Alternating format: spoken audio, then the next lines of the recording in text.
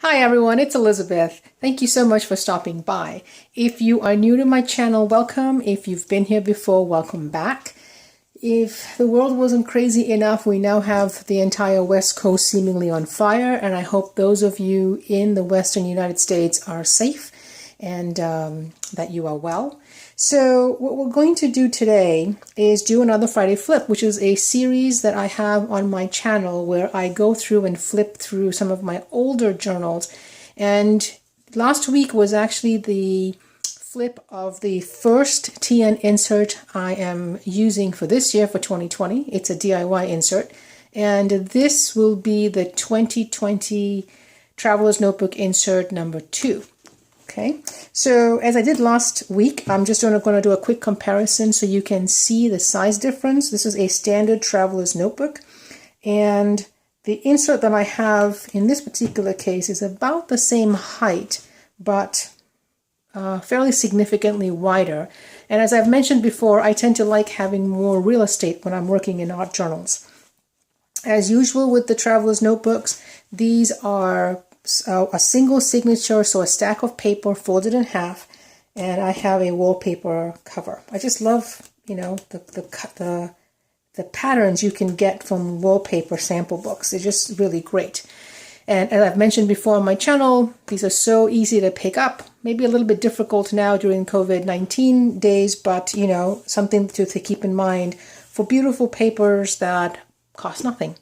So this journal is, as I said, my 2020 Volume 2, and this has also got a wallpaper sample on the inside, front and back cover, and I used, kind of a folded version to make a pocket where I keep a lot of stuff while this journal is in use, and when it's completed, I just take all the stuff that's out here and transfer it into my new one. So this insert starts on July 1st of 2020, and as you'll see on my channel, the videos that I'm doing, I tend to do things that are similar in the respect that I think coming up with a style that works for you. People always ask that a lot of times you take a look at people's journals and they look like other people's journals, right? So there's a certain sense of uniformity. And I think part of what makes a journal style unique to you is by just doing it. You do it again and again, and then you see what you like and what you carry on. So here's an example of, as always with my TNs, they tend to have a variety of papers, and this one has got, just like the last week's insert, a variety of papers. There's watercolor paper, there's wallpaper, there's, basic craft paper, there's graph paper. And again, as usual, when I tip in, I tend to tip in on the edges of my pages with just basic packing tape. So, as I was saying, in terms of coming up with style, because I've had people ask that, how do you come up with a style? It's just, I think it's just a matter of doing stuff until you find something that you like. And you will find that you like it because you keep repeating it over and over again.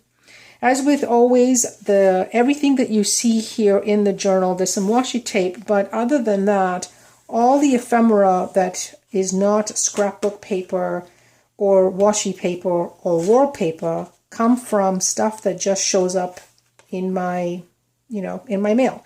So there's always stuff coming in the mail, junk folders. This, for example, is an image that came from I think it's the Trumpet. It's actually a flyer or a brochure showing art for sale. And I always tend to just love some of the images that they have there. And this is one that has been in my stash for a while. As you can see, there's a crease there. And we tend to do this, right? We tend to collect things that we like. And we don't, we for the most part, it ends up being in a stash somewhere, in a box, in a folder, in something. And I think it's just kind of fun to use some of that up. So here's an example of when I first started art journaling. So this is many, many years ago now. I ended up buying, I think it was a collage packet that had a bunch of collage material in it. And so that's not realizing at the time that so much of this I can get on my own that don't cost me anything. But, these particular images come from that collage packet, and I think you'll see an image of that somewhere along the line. So this is another one that came from that packet. I'm a sailor, so we have charts, and when they get outdated, they're perfect ephemera to use in journals. This is the backside of a scrapbook paper that I really like. It reminds me of charts, and I know that I have a quote that I want to put in here, so I just haven't gotten around to that yet. But other than that, just this journal is pretty much completed. As always, there's images in here or drawings and sketches in here that come from graphic novels that I'm reading. I always like to try and see how people capture faces or things or scenes. And as always, down below you can see a link to my Goodreads account. So my niece started college this year. What a strange time to start college. But what is interesting to me about this is, first of all, where the heck does the time go? This is 18 years have gone by. But I remember that these particular alphabet stickers, I bought this around the time that she was born. So, and I never got around to using all of them. So here's a perfect example of, I don't have all the letters that I needed in these two kits. So I just went ahead and combined them, right? So here's an example of a baby rattle. What am I going to use that for anymore? So I thought I would use it here.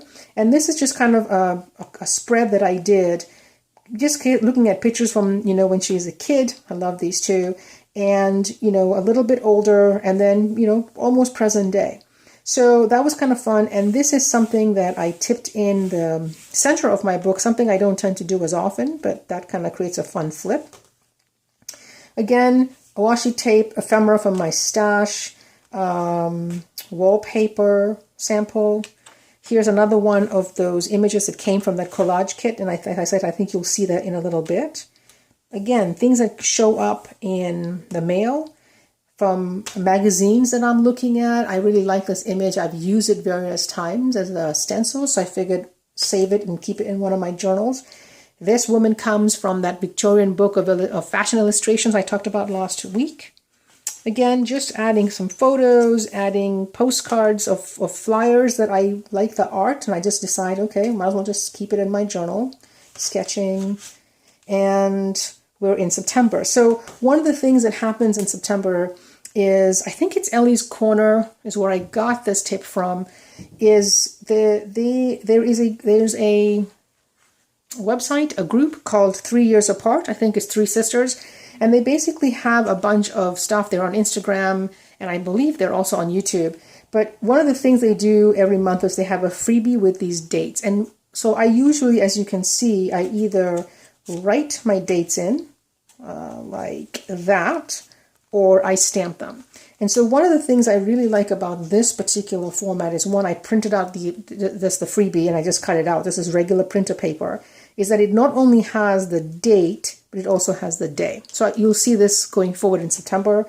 That's where that comes from. Again, it's a Instagram called 3 Years Apart. This is an image from the MFA when they were doing some exhibition many years ago. As I was going through my stash, I found that. Again, here's something that I tipped in the center. And as you can see, I'm not as good as tipping in things into the center of my journal. So there's a little bit of, wiggle here, but whatever, that works. So this again comes from an alumni magazine that I get in the mail. One of these currently I'm in, you can see the list, and that's always fun to take a look at because, it's a snapshot of what's happening at that particular moment in time.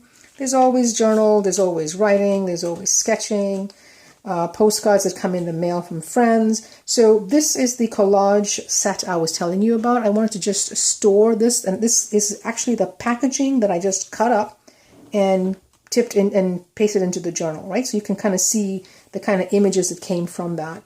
Like I said, I don't tend to do that so much anymore, but at the time, I was just, I didn't understand where you would find collage material, and now I'm swamped and, buried in collage material, so that's not a problem anymore.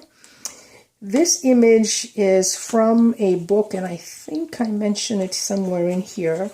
I think it's called the Tokyo Sketchbook. And so these images come from that as well, just kind of trying out a particular style. Again, here's that same collage material. My nieces who are twins when they were really young. Again, just a lot of writing.